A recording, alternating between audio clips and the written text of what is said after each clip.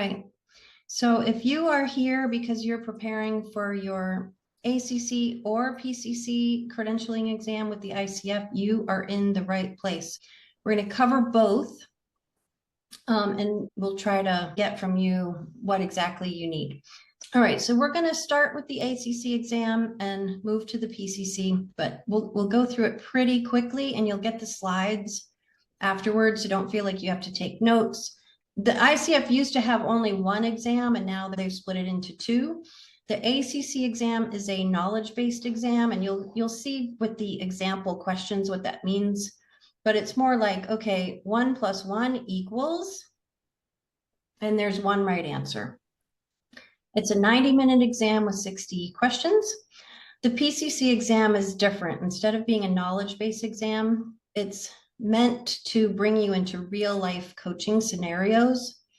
And some people say it's more like a speed reading exam than anything else because some of the scenarios are pretty lengthy. So our invitation to you is to request more time if you have anything that you can appeal with, such as autism diagnosis, dyslexia, panic during exams, anything that you think would be wise to get yourself more time. It's a 3-hour exam, including the 10-minute break. And if it's going to take you longer to read those things, our recommendation is to go ahead and ask for more time. So you're looking at situations and you're going to have 2 answers. One is the best and one is the worst. So you can take these exams at your home. There's a slightly higher pass rate if you take it at a testing center. It's offered through Pearson VUE. They're a testing company that gives a lot of exams for many, many, many different companies. So it's not like they're an ICF affiliate or anything, and they do not know what coaching presence is or anything like that. They're just going to do a bunch of tech stuff. If you do it at home, you're probably going to have about a half an hour's worth of tech things to sort out before you take your test. And so just know that going into it and plan to take your first minute getting yourself back into calm brain, coaching presence, all that stuff, so that you're ready to take the exam.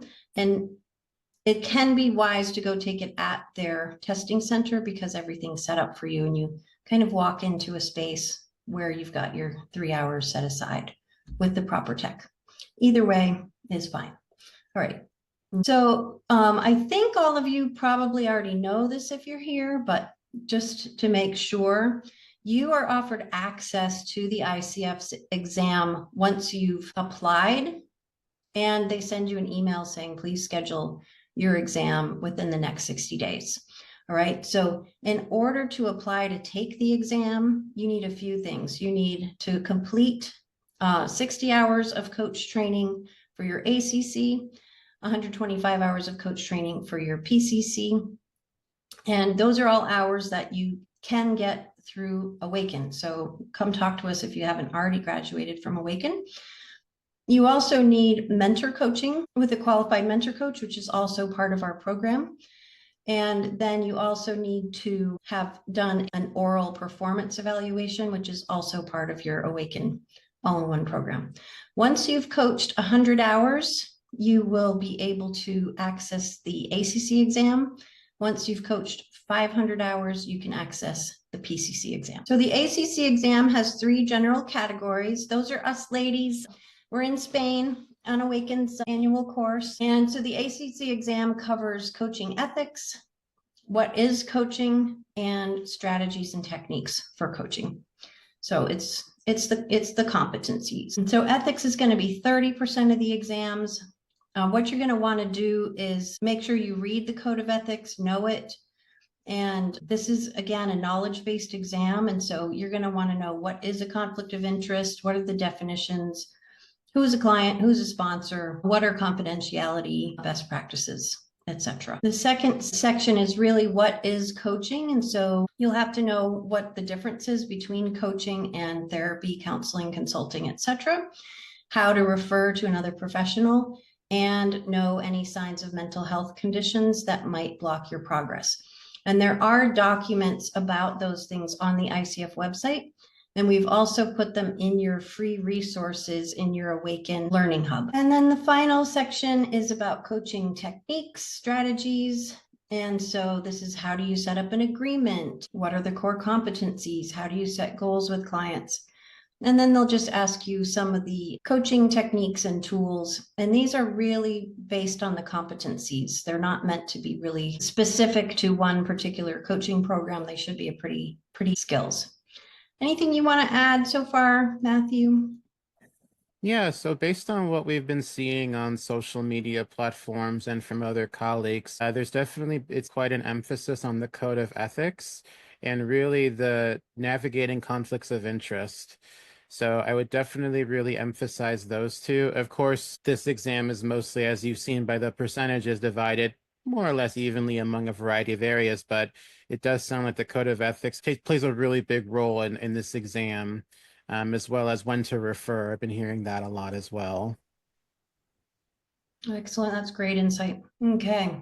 So we've put here for you, and you'll get these slides later, links to several of the documents that the ICF has available so that you can really take a deep dive into the code of ethics and the skills requirements for the ACC. And so here we are again, some of us in Spain, some of us in Kenya in the bottom picture. We love to have just such a fun variety of people around the world joining our courses. So we've got a group coaching course starting in October that we run once a year. And then we also have our level 3 MCC and community membership coming up again in Kenya next year. In fact, Daniela, you were in Kenya with us in 2022.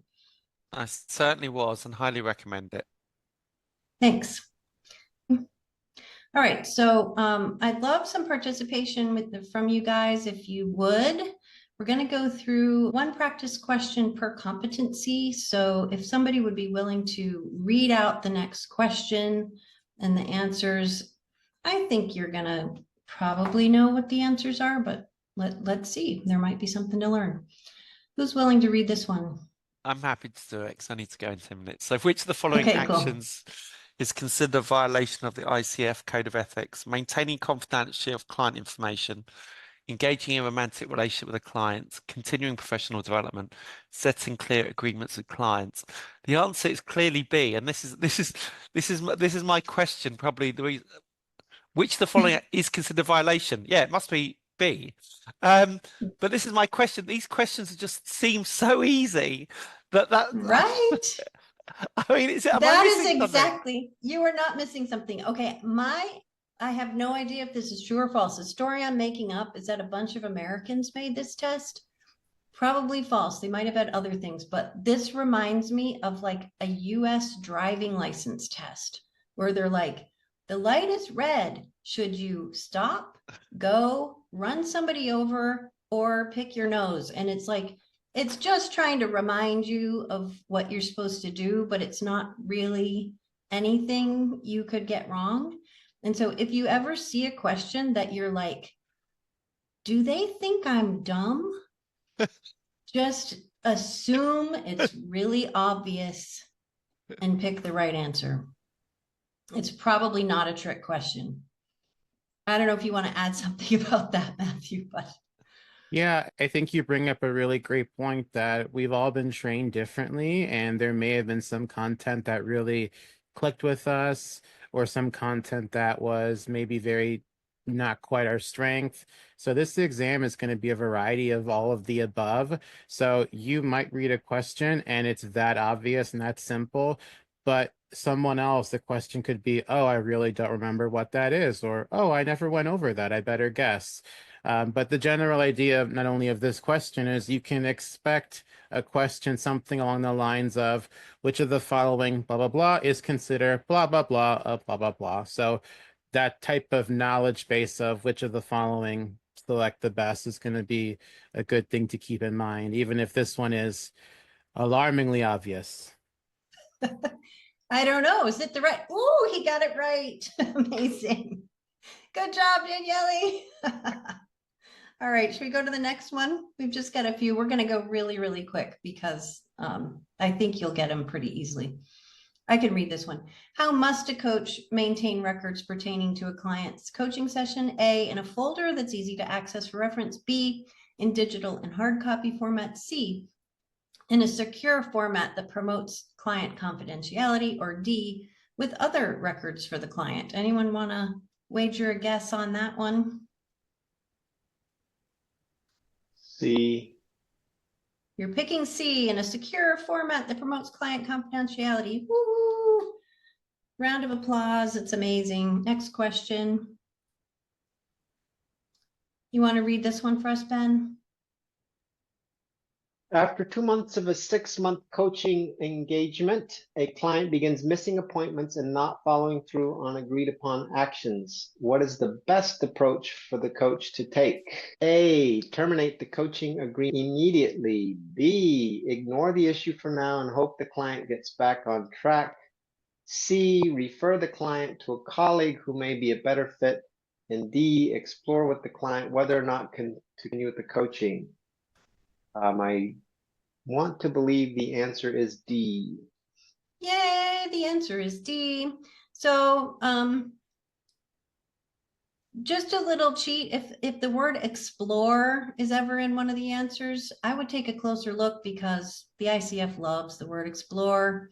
And they love for you to explore everything. Exploring, partnering, curiosity, all those kinds of things. I'd like to add that in this example, the format of the question, some might recognize that it's an approach of what is the best approach. And that's also what's being assessed on the PCC level exam. So although this is definitely knowledge-based, you may encounter some scenarios, probably briefer, and you are being expected to pick what is the best response. So if you come across a question like that, you are taking the correct exam, but just know that it's a different type of knowledge-based. Mm-hmm. And there might be some that aren't the end of the world. Like if you ignored the issue and hope they got back on track, that might be fine.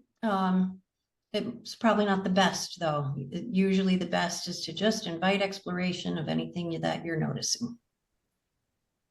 Cool. All right. I can read this one. A client asks a coach for advice about how to carry out a new challenging assignment. What's the best action for the coach to take?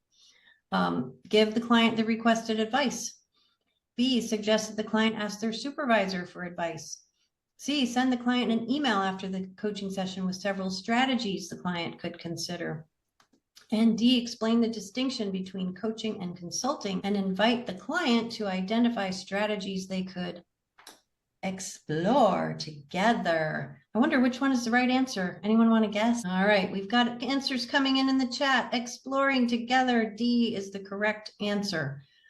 Thank you. Another thing about this one is a really good thing to keep in mind as you're taking this exam is the mentality. So all of these options are probably, they can happen. People might do them. I would say A is not great, but I'm sure we've all may have encountered situations where maybe we have done B or C, or hey, maybe we even did A. Remember that this exam is testing how the competencies, what they stand for, what ICF stands for in terms of coaching. So while you may find some really valid, quote unquote, real life responses, this isn't a test of the ICF definition of coaching and the competencies. So another really good reason why it's important to review all that content, because you may find yourself with your own trickiness of, well, I might do this actually, but maybe I'm supposed to answer this. Something to consider. Yeah, nicely put. It's not really asking you what would I do. It's what does the ICF competencies state is the correct thing to do. Great. All right. Question. A coach accepts a new client who values the coach's industry work experience. What is the best action for the coach to take? A, offer the coach's advice based on their industry work experience, clarify the distinction between coaching and consulting, provide the coach's credentials in the industry, and D, suggest engagement. Suggest engagement goals for the client based on the coach's industry experience. Anyone want to guess? E. Clarify the distinction between coaching and consulting. And so this is one of those ethics and mindset, some of those disqualifier questions that you wouldn't necessarily see happening during a session, but you want to know about them in case it does come up. All right. What is a key difference between coaching and facilitation? So knowledge question about what the definition of coaching is. Coaching involves giving direct advice, while facilitation focuses on asking questions. Coaching is primarily for personal development, while facilitation is only for professional settings. Coaching is a thought-provoking and creative process to support a client to meet their full potential, while facilitation is about guiding group discussions. Or D, coaching requires a license to practice, while facilitation does not. What's our guess here? We are getting a C from the gallery. I think you probably know the definition of coaching. If not, it's in several of the ICF documents, so you can find that out. All right. Next question. You want to read this one, Matthew? Absolutely. Which of the following represents the most important purpose of silence in coaching? A, to allow a client to process their thoughts. B, to enable the coach and client to hear one another. C, to provide the coach time to think of their next question. And D, to provide the client time to think of the right response to the coach's question. And so what would be an underlying principle here to find the right answer? What would your wisdom be, Matthew? Well, all of them I think are very valid, reinforcing the point I made earlier. But one of the things is to consider most important purpose and to remember that coaching is a client-centered experience. We follow the client, we empower them to lead. And so in this case, when everything is fairly valid, we would want to look for what is the best response that has the most impactful impact on the client. Right. So with that in mind, I'm guessing you would pick to allow the client to process their thoughts, not you're not wanting the client to be right or to do something for the coach. Am I right? Let's see. All righty. I want to put a bit of a spotlight on D. This one can come across quickly as, oh yeah, absolutely. We ask a question, then we're silent. Well, then we have to look at the nuance. It's not about getting something right, and that's not the only reason why we're silent. Yeah, thank you. Respecting a client's perceptions is a critical element of which coaching competency?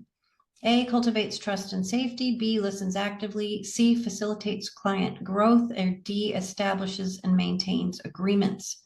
And so for those of us who have taken the Awaken course, you'll recognize these answers right away because they're literally the names of the ICF core competencies. And so this is asking you to pick which of the core competencies this one belongs to. So if you've gone through and studied the core competencies and checked what's inside, you'll know. Anyone want to guess on this one? And we are getting cultivates trust and safety, which is the correct answer. All right. A coach asks the client permission to coach in a new and sensitive area. What's the purpose of this request? So why are they asking permission? A, to allow the client to think through their potential solutions. B, to make the client feel anxious to speed results. C, to create a space where the coach is able to accept negative feedback. Or D, to create a safe space where the client has a choice. And our answer, thank you very much, is D. We ask permission so that the client can feel safe to make their own choice. The client is always in the driver's seat in coaching. Cool.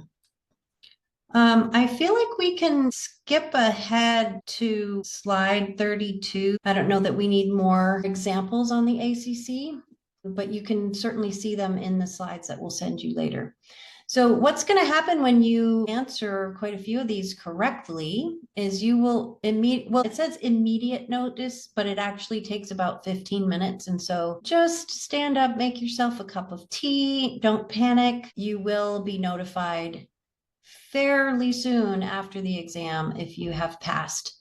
And so a passing score is the final step in getting your ICF credential. So a passing score means you have your credential in the bag. It might take, some people say 2 days, some people say 4 or 5 days. Just give it a little time, but you will receive a nice little badge with the ACC symbol that you can put it up on LinkedIn and put it on your website and other things.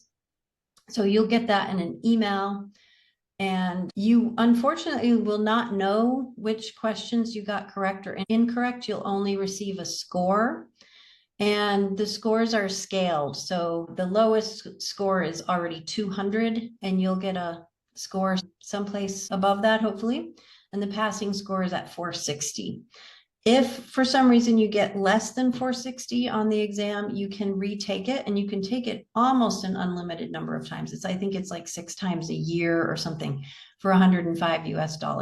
So it's not a huge risk. It's $105 worth of risk if you want to just take the exam, give it a try, see if you pass. And Awaken grads are passing the ACC exam, which is very gratifying. Anything you want to add about that, Matthew? Yeah, beyond the time parameters, there's another one where if you do not pass on your first attempt, you have a 2-week window to wait. So for some people, that's more than enough to recalibrate and really get excited. Often the best practice exam is just taking the exam, since we don't have any official exams out there. And then if you were not to pass on your second attempt, then there's a 30-day window. And so I would start fundraising 105 just in case. You can either celebrate with a nice dinner, or you take it, you sign up again. So definitely a doable exam. And I really encourage folks listening to not be attached to passing the first time. Do your absolute best. What matters is you get your credential, and I promise you, no one is ever going to ask you, and how many times did it take you to earn your ACC? Nope. As far as I know, no one's doing that, and I would bet money on that. Yep, I haven't heard of that either. We have had some retakes, and we have had people ask for more time, which I really appreciate, that people are willing to say, I'm hard of hearing, or my eyesight is this or that, or I get panicked during tests for whatever reason. Just feel free to make an appeal for extra time if that will serve you. All right. Moving swiftly along. Here we have Marilyn dancing through the streets of Spain, where we have our annual course. And she's here to tell you that you get 5 months in our Awaken Coaches community. That's a product that you can get, and it includes all of your mentor coaching hours that you need. So that could be a really good option if you're wanting to prepare for an exam and you want one-on-one mentor coaching, group mentor coaching, and lots of other good things in the community. And when you take your Awaken course, you get everything you need to take you all the way through to the exam process. Okay, so we're shifting gears now. We have just completed the ACC exam prep portion, and now we're moving to the PCC exam. So this is the one, again, that was at 81. Actually, it's that we need to update that. I think it's 78, right? 78 yes. Now, situational judgment items. And each item is kind of a lengthy scenario. We'll go through at least a few of these for you so you get an idea of what these questions feel like. And then these are a bit trickier in terms of, there could be several of the questions that are like, yeah, I might do that, or that wouldn't be so bad. Yet you need to select the best and the worst. And most people find that they can fairly easily identify the best. In fact, it's often written using the language of the markers, the behavioral markers, or of the competency. So just as in the previous examples, they had almost word for word the definition of coaching. If you take a piece of paper and you write down every one of the PCC markers, each of those behaviors, and then you make another column and you write down the most ludicrous opposite of that you can think of, and just try to make it silly and funny, have a good time with yourself and say, okay, this PCC marker says that you want to explore with your client. Write the worst possible, the client interrupts and shuts down the exploration. And we found that with our students, people get a lot of value of just have fun thinking of the most opposite thing to the behaviors that you're meant to be doing. And that can help you to select the worst possible response. Any other tips from you, Matthew, that you've heard are helpful? Yeah, I really want to emphasize that I think all of the scenarios could really emphasize things you would actually do. But again, you're going to be assessed on what's the expectation of ICF and the competencies. With that said, you're going to be given a scenario and 4 options. These are not the only 4 options in the world that you have for this specific scenario, but these are the only 4 you get to choose from. So many folks have said that they will read all 4 options and they will think, wow, I would do none of these. And I probably would agree with you. And yet, what's going to be the best, most effective option to really help the client move forward without you deciding on their behalf? So there's it's definitely really, I think the name situational judgment, this is really what you're being asked to do, is really evaluate your best judgment of what exactly do you do next. And that can be really tricky. But that's what the competencies are there to give you a guiding compass. Yeah, and there can be a lot of debate on what is the best, and you're not going to know if you got the answer correct, unfortunately. So it really is your best judgment, and you need a passing score, which is not 100%. And so just do your best and see if you can get above 460 by choosing the best option that the ICF offered you most of the time. You don't have to be perfect. Okay, so the PCC exam, once again, it has several categories. And so the names of these categories, once again, are the same as the titles of the core competencies. They come in sections of the foundation, co-creating the relationship, communicating effectively, and cultivating learning and growth. So the 8 core competencies are all found in those 4 categories, including the 2 qualifiers, coaching mindset and coaching ethics. So once again, do know your coaching ethics backwards and forwards. Read that document, think through situations where you might need to know about confidentiality, etc. And Matthew, you want to walk us through the breakdown of percentages here? Absolutely. So of the 4 domains, which encompass our 8 competencies, more or less everything is evenly split between 12 and 13%, because 100 divided by 8, I think it's 12.5. And so that's 12 or 13%. So 1 and 2, 3, 4, and 5, 6, 7, and 8. So I would put aside those percentages. Just know this exam is meant to be divided across the board. So it may come across as a perception, but it's not as though there's going to be, oh goodness, every exam was about cultivate trust and safety, and there were very few evoking awareness. Well, we don't really know, and there's often probably a lot of overlap. So you definitely, there's no gambling of, oh, maybe I'll just get an exam with fewer presence questions. We don't know, but probably not. We're going for a mostly even divide of our competencies. Cool. So just know all 8 competencies and you should be fine. So just some logistics, you will have the option to flag items. And since it is a timed exam, and some people are finding that the time, they're really using almost all their minutes on it.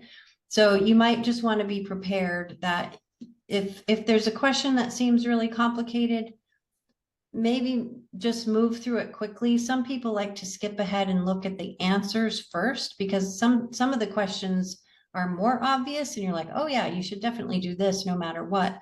Other ones you really need to go back and look through a nuance to figure out which of the answers really is the worst one in that scenario. So give yourself tricks to speed a little faster. And one of those is flagging an item, where if you're just getting confused on it, put a little flag, get to the end of the exam, and then if you've got 5 or 6 of them that you flagged, you'll still have time to go back through the flagged items at the end. And the exam is in 2 sections with a 10-minute break. So you might do that for each half of the exam so that you can come back, look at your flag items, because you won't be able to look at the first half once you've taken your break. And once again, the passing score is 460. So you'll want to answer, it says 75%, but since it's a scaled score, you're going to get 200 minimum for showing up. You need to get about two-thirds to 3/4 of the questions answered the way the ICF would answer them. All right, let's do a few practice questions. We'll move pretty quickly.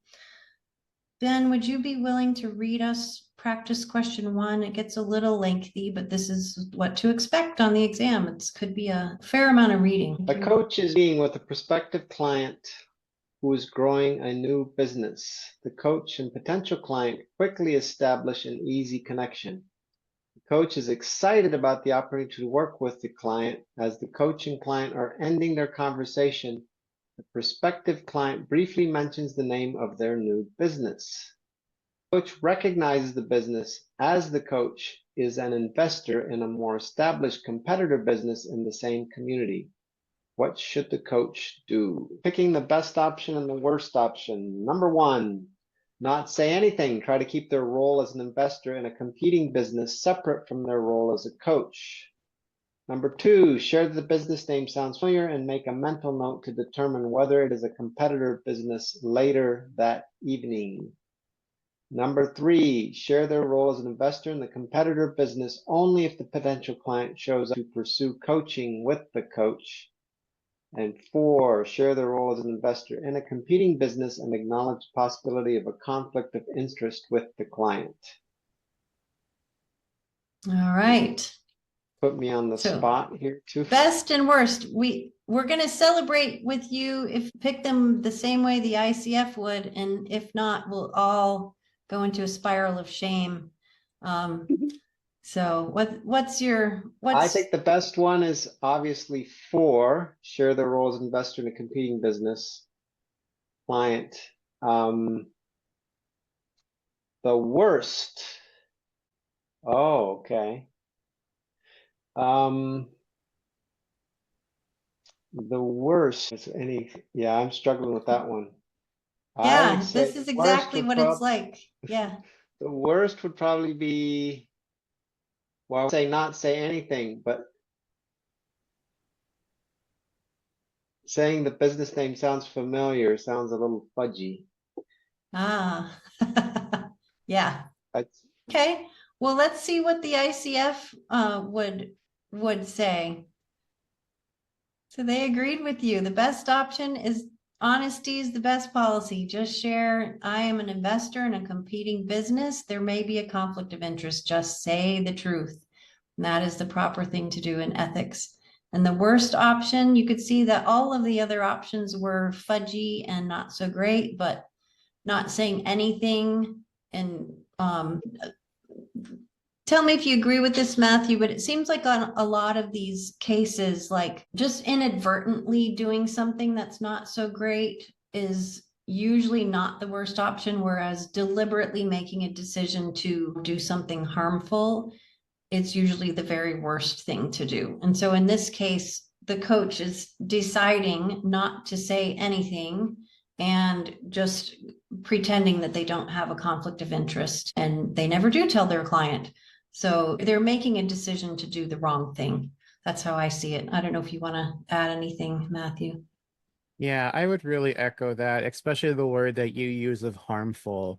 And harmful can mean a variety of things, but certainly we're looking for the response, or ICF is looking for the response that is most likely going to cause harm.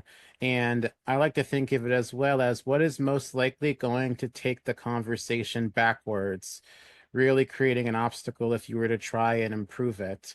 Some of the other options we looked at, I can quickly share with them. They are not as active, or they're more passive, and which is okay, but it doesn't really make anything better and it doesn't really make anything worse. So when you're looking across these 4 options, if you get a sense of, yeah, you could do that, but I'm not sure what that does, it's probably not good, but also not bad. or not best or not worst. So you can put that one to the side possibly, and then see what else is really going to have really the greatest impact. Cool. Ben, we want to honor you with the flutter of confetti for speaking up and being here for the learning, in addition to getting the right answer. All right, should we go for another practice question? I can read this one. So, and we've put one practice question per competency in these, and we'll just go through a few of them, and then we'll send it to you to complete the rest of them. All right, so practice question number 2, a client struggles with delegating tasks at work to other team members. During the last session, the client shared that an important project they're leading is falling behind schedule. The coach supported the client in identifying strategies to delegate tasks to other team members. At the next session, the client reports back and shares, in the end, I decided to complete all the tasks myself. That was the only way to get them done on time. The coach feels disappointment that the client did not follow through on their plans to delegate. What should the coach do? High stakes here. All right, so best and worst. 1, the coach should immediately reflect back on their last session with the client and identify what they could have done differently to support the client in following through on their plans. 2, take a breath and acknowledge that the client is responsible for their own choice of whether to follow through with their stated plans or not. 3, set aside their disappointment for now and focus on the current session with the client. Decide to reflect on this situation during an upcoming session with their mentor coach. And 4, praise the client for meeting the project deadlines, but ask why the client failed to support the team members' development. All right. So give us just a minute to reflect. To me, anytime there's the word immediately, that's probably not going to be the best answer as compared to taking a breath. And focusing on the coach and how they could have done something better is probably less effective than focusing on the client. So I'm going to kind of drop number 1. Number 2, take a breath and acknowledge the client is responsible for their own choice. That is almost word for word in the competencies. So I'm going to say that's the best one because it's just kind of written in black and white that the client is responsible for their own choices. It is not the coach's job. Just take a breath. So I'm going to say that's the best. 3 to me is, it's not, like you said, Matthew, it's not terrible. Nobody's going to die. It's not a felony offense. Deciding to be like, I don't really know what to do about this. I'm going to go talk to my mentor. Why not? Not the best thing to do, not the worst thing to do. Praising the client for meeting project deadlines. Praise is not a coaching competency. You won't see it listed anywhere in the competencies. And then asking why the client failed is something that we would not do as coaches. Why questions aren't usually particularly effective, and we're not going to ask our clients to defend a failure. So for me, I'm going to pick 4 as the worst option. Let's find out. Stakes are high. I could be going with the cone of shame on this one, but let's see. Whew. All right, taking a breath was the right option. Praising and asking why questions was the worst option. All right, shall we have our confetti for all of us being here, for the learning? Thank you so much. You want to take the next one, Matthew? Absolutely. So a client comes to a session appearing stressed. No surprise, don't they all? When the coach asks what the client wants to talk about, the client frantically lists a major event they're planning at work, a large family gathering they're organizing, and caring for their aging parents. What should the coach do? 4 options. We have asked the client if they need to take a moment before starting the coaching session since they seem stressed. Ask the client to share more about their aging parents. Acknowledge that the client has shared 3 significant challenges they are facing and ask the client which one they would like to explore first. Ask the client to begin with the major event they are planning at work since they mentioned it first. All right, I'm happy to break this down to what stands out to me. So number 1, ask the client if they need to take a moment before starting the coaching session since they seem stressed. I think that's a very helpful option. And what if they say no? Great, nothing's happened. So I'm going to put that to the side saying, nothing's gotten better, nothing's gotten worse. Let's keep investigating. Ask the client to share more about their aging parents. I mean, you can. And again, they might say no, or they might say yes, but I'm not sure if that really gets at the heart of what the client has brought up. So it's like a fun option, like, yeah, let's do a quick detour, but either way, it's not really going to do anything. So already I would eliminate 1 as 2. Let's look at 3 and 4. So acknowledge that the client has shared 3 significant challenges they are facing and ask the client which one they would like to explore first. So here we have that magic word explore, which gives us a really great hint.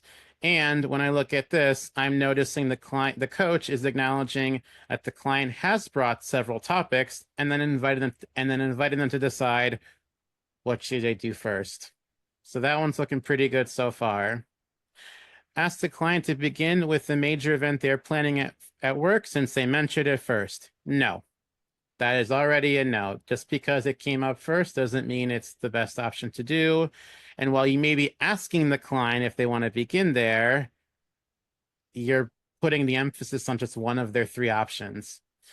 So when we look at this, I lean toward number 3 as it involves it demonstrates acknowledgement, it shows reflection, and it gives the client the choice of how to lead. With that said, this is also a really great question of what I might do differently. So I might not ask them which they want to explore first. I'd like to ask more broadly, how do you want to proceed? Or what might be the connection between those 3? But that's not an option. So of the options, I think that one's going to be the best one that the best card that I can play. I would just add too, like a lot of people get confused between 2 and 4 because in both cases, the coach made a choice instead of giving the choice to the client. So they're both not the best. And again, to me, the difference between 2 and 4 is that in 2, the coach just kind of inadvertently made a directional choice.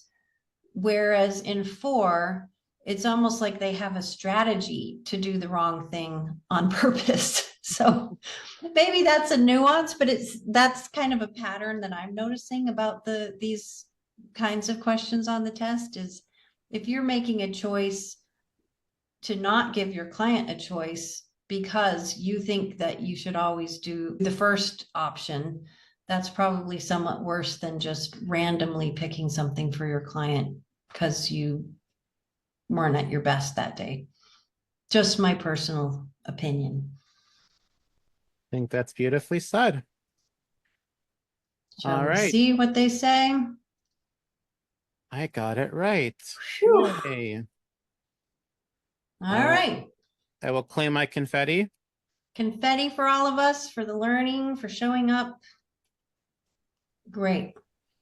Shall we do the next one? Yeah, let's skip this one because it's super long. Yeah. There's a lot of reading on this one. So we're just going to breeze right by. You guys can do it at home. This is your confetti in advance for doing it at home. Thank you so much. There you go. We celebrate you. You're here to learn. Good job. This one's long too, but yeah, let's do it. Okay. I'll read part 1, you read part 2. How's that? Let's do it. Okay. A coach recently began working with a client to help them plan for retirement. The client is a well-respected teacher who has taught for 30 years at a local elementary school. The client consistently arrives highly prepared and organized for coaching sessions, routinely reporting progress between sessions and identifying specific topics to focus on during coaching conversations. The client shares that they are looking forward to retirement, but they discuss their retirement plans in a very matter-of-fact way. During the current session, the client shares that they have 2 weeks left before their retirement begins. They would like to focus on a few remaining plans they need to make. Suddenly, the client begins to cry and says, I've spent half of my life at this school. I adore my students and my colleagues are my best friends. I can't imagine what my life is going to be like when I no longer walk through the front doors of the school each morning. What should the coach do? Before you go on, can I just say what I really hope the coach doesn't do? I don't know if it's one of the options, but if they say, what are your goals for this session next? When somebody starts crying, I'm just going to hope they don't do that. Let's see what the options are. Well, and let's also chime in. This can be an advantage when you're taking the exam. If you have a thought right away that it could be an asset, but yes, you want to read the options. So good demonstration, Christi. How about you read the 1 and 3 and I'll read 2 and 4 because why not? All righty. Okay, so pause for a moment, then ask the client to identify the remaining plans they would like to focus on today. Whew. Number 2, ask the client if they are sure they want to retire. Yes or no? Okay, number 3, acknowledge that retirement is a significant life transition and that emotional responses are normal. And 4, pause. Then acknowledge the emotional impacts the transition seems to be having on the client and ask if they would like to spend some time with those feelings. I'm kind of liking number 4. It's so client focused, right? It's sticking with them and their emotions, is giving them a choice. So does 3 though. There is 3. 3 is not bad. What to you is the difference? Like, what would bump 4 up if you think 4 is better than 3? What would bump 4 up for you? Well, I think both are very valid responses, and they're actually, I think to some degree, 3 is in part of 4, but 4 is encompassing more coaching behaviors, and again, it has a bigger impact, and it's still gently moving the session forward without disregarding what has been laid up front. Yeah, there's something to be said for normalizing emotions in general. And I think it's better to just really say, this particular client, say, yeah, that must have been really hard. You've been working there for 30 years. I can imagine it's emotional for you. It's much more kind of specific to the client instead of just like lots of people feel emotional in transition times. To me, it feels more connected to this particular client. Absolutely. So what do we think about 2 and 1? So I think I talked about, ask the client if they're sure they want to retire. I think that could be a little bit, I don't know, mean or like, excuse me, but ultimately the person could just say yes or no. And honestly, maybe there could be something there, but overall it's a pretty, yeah, you could, but then what? Yeah. Yeah, I really don't like 2 at all. To me, 1 is even worse just because it just misses the client completely. At least like if they're wondering, do I even want to retire? That's somewhat connected to what the client was saying. So you didn't totally miss them, but asking them to make plans when they're in the middle of some emotion like that seems like you just went like ships passing in the night. That's what I would take on it. Let's see how we did. There we go. All right. Cool. We're going to give ourselves some confetti for this one. These are pretty nuanced questions. They're not obvious. Some of the ACC ones are a little more obvious. These really make you think and delve deep into like, what is that level of partnership and exploration with your client and how much choice are you giving your client? All right. Maybe we have time for one more. Do you want to this one at random? Practice question number 6. I think we've got 8 of them total here. I was born on the 6th of January, so I'll take number 6. All righty. A client is working with a coach to support them during an important career transition. The client currently holds a demanding role as chief operating officer of a company while also raising 2 young children and serving as the primary caretaker for their aging parents who live with the client. The client recently received job offers from 3 different companies, each requiring the client and their family to relocate. The client comes to the session excited about the new job opportunities and hopes to gain clarity through the session on which offer to choose. The client starts by discussing the things they are looking for in a new job, energetically listing opportunities for growth, challenging responsibilities, a talented team to lead, and the potential for travel. When the coach asks what the client's children and aging parents may need in a new community, the client's excited smile disappears and they are suddenly quiet. What should the coach do?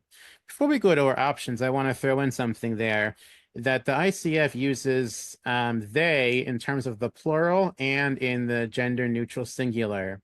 So while that's really great for inclusion, I will acknowledge that it can sometimes make it confusing as what are they talking about? Because if you look at the second to last sentence, where it says the client's excited smile disappears and they are suddenly quiet, that could mean both the coach and the client, but I think it's really referring to the client. So just to folks who are taking this exam, if you get a little bit tripped up, that's probably an unintentional consequence. So just make sure you read slowly, not too slowly because you're on a time limit, but enough to really get the grasp and really figure it out. What's the client going through?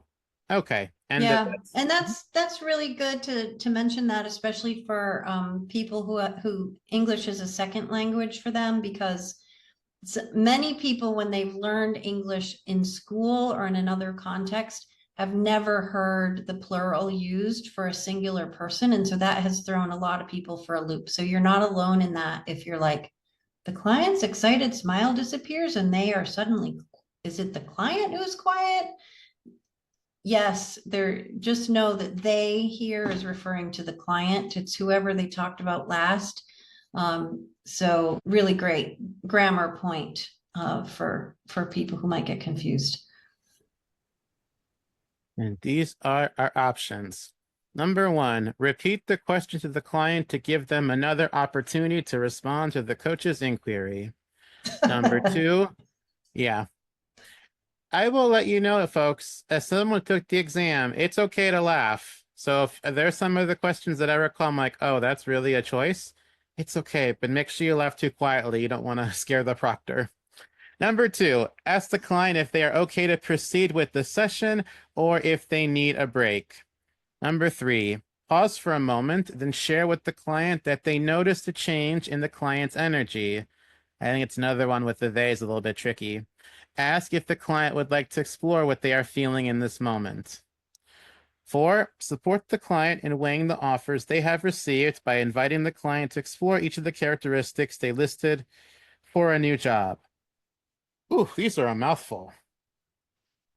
Yeah, man. Well, what are we saying? I mean, one, I really had to laugh right away because it's a little arrogant on the part of the coach that I asked a really good question and you need to answer it right now. I'm not liking that one. And it's an assumption. Oh, let me just ask it again because I bet maybe that's what they need. We're making an assumption, which probably comes across as helpful, but still an assumption. Yeah. Ask the client if they're okay to proceed with the session or if they need a break. Yeah, I think it's a good choice. And if they say, I'm good to proceed, or they need a break, is anything we don't now what? Yeah.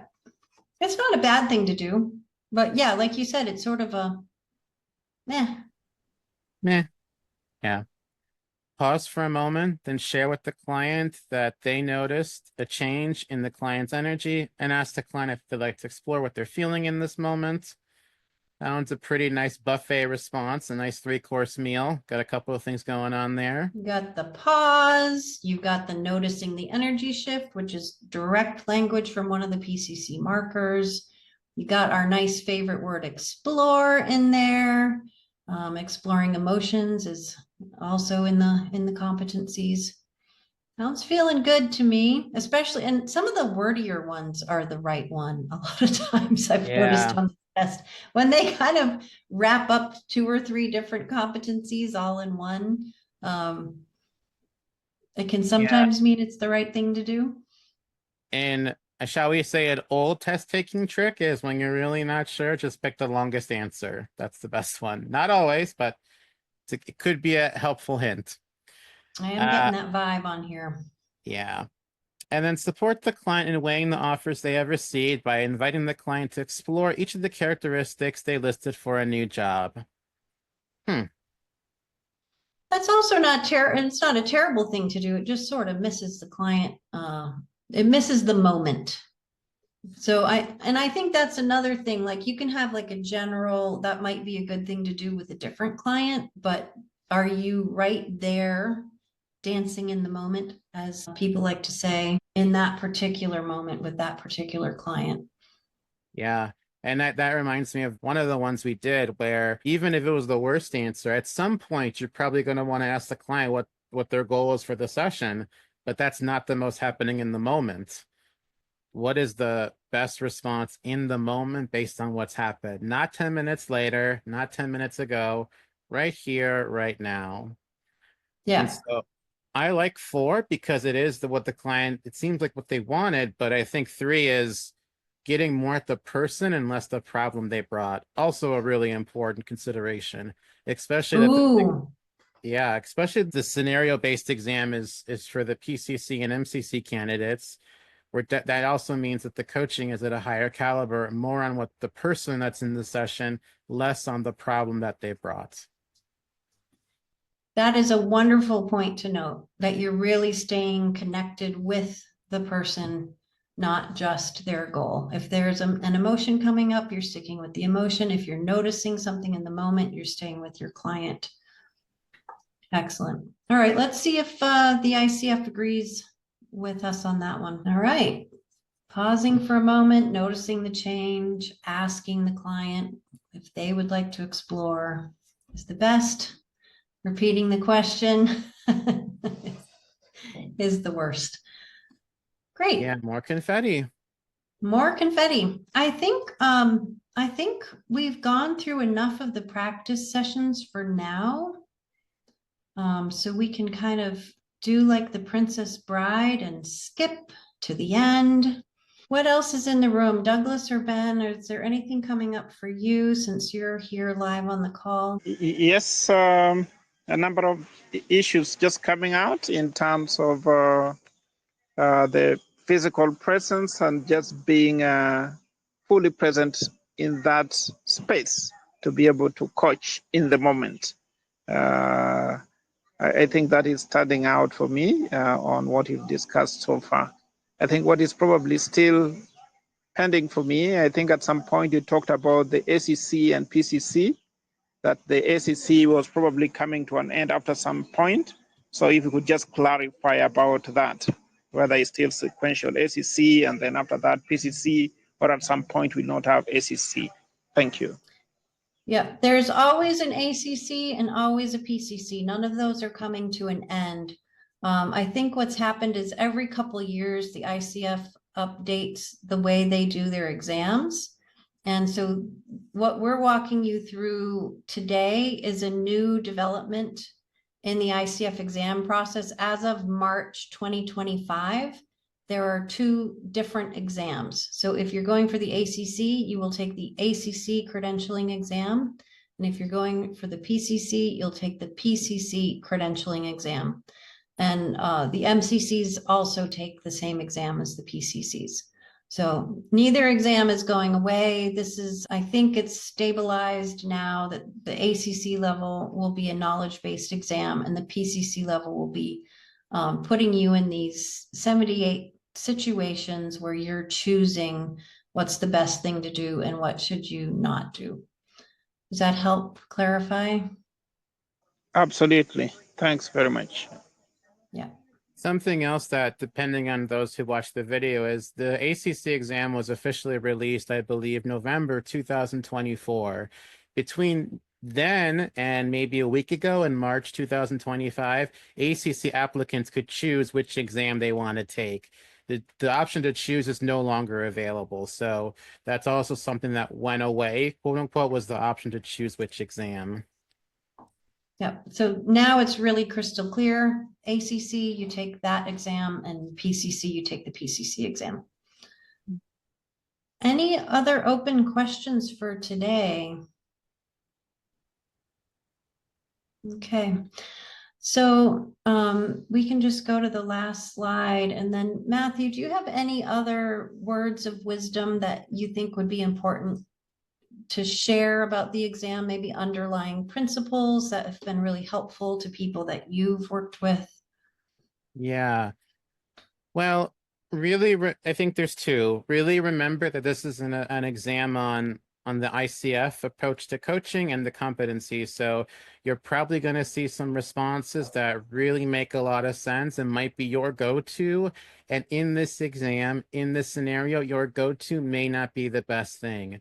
So I think there is some degree of really recognizing this is what is expected, what ICF is looking for, and what an ICF coach is, quote unquote, supposed to do almost all the time. Not all the time, even though we know real life is really messy.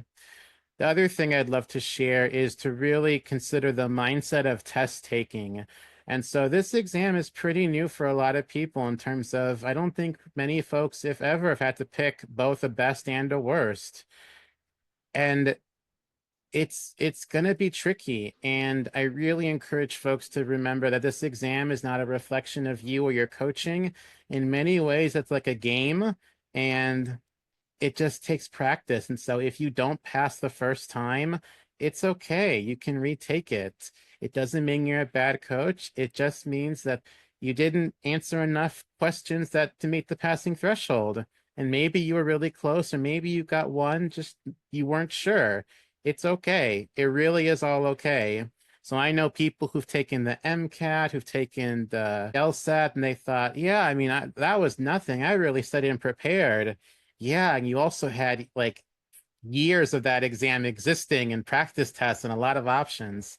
And so we really have our competencies and the support of other coaches helping us get through this.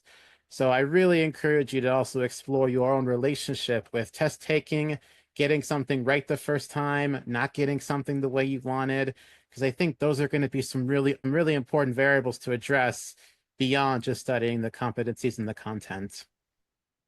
Yeah, and I loved your advice about like, just consider your first $105 as your investment in a practice exam. If you happen to pass it the first time, fantastic. And if you don't, you'll have gone through the process and known what to expect, and maybe gotten a little bit more clarity about what to study.